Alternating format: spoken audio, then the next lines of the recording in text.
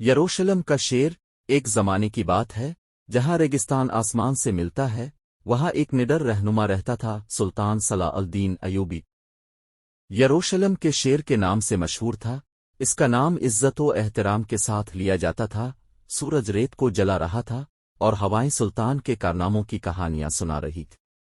वो सिर्फ एक जंगजू नहीं था, वो उम्मीद की किरण था।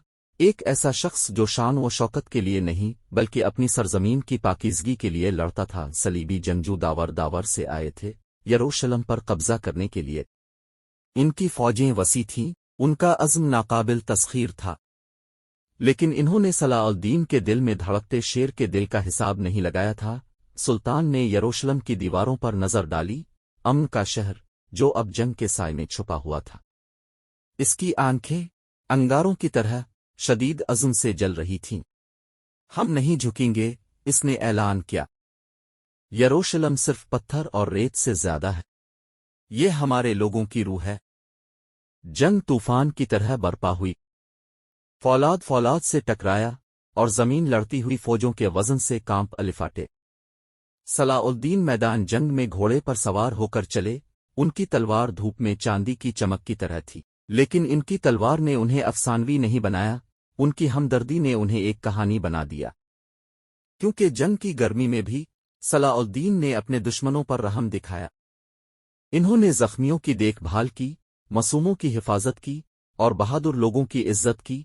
उनके झंडे की परवाह किए बगैर एक किस्मत का दिन जब धूल बैठ गई, सलीबी जंगजू खुद को घेरा हुआ पाया। उनकी शिकस्त यकीनी थी।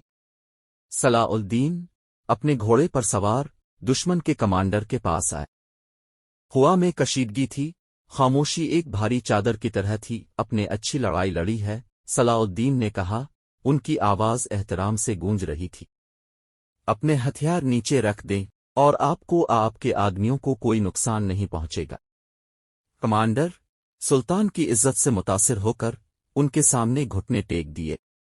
आप वाकई यरूशलेम के शेर हैं, इसने कहा। आपकी बहादुरी सिर्फ आपकी फैयाजी से मील खाती है। और इस तरह शहर बच गया, तलवार से नहीं बल्कि किरदार की मजबूती से।